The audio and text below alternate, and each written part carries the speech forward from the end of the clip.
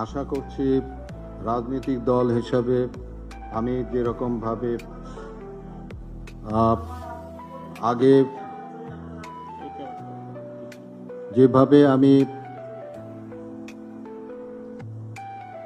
নিরাপদ সড়ক চাই নিয়ে আমি যেভাবে সাকসেস হয়েছি, যতটুকু এগিয়েছি, আমি মনে করি যে রাজনৈতিক দল হিসাবে আমার সততা, আমার ন্যায়নিষ্ঠা দিয়ে আমি আরও বেশি এগিয়ে যেতে পারবো। কোনো রাজনৈতিক সুবিধা আদায়ের জন্য আমরা এই নির্বাচনটি দল গঠন করিনি। 2024 সালের যে নির্বাচনটি হয়েছে সেখানে অনেকে বাধ্য হয়ে নির্বাচনে অংশ নিয়েছে।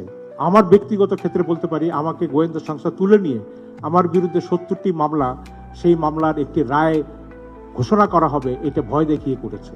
তা আমরা 2018 সালে যারা নির্বাচনে গেছে, 2024-এর নির্বাচনে যাওয়া আর 2018 সালের নির্বাচনে হাসিনার অধীনে যাওয়ার মধ্যে তো আমি কোনো পার্থক্য দেখি না।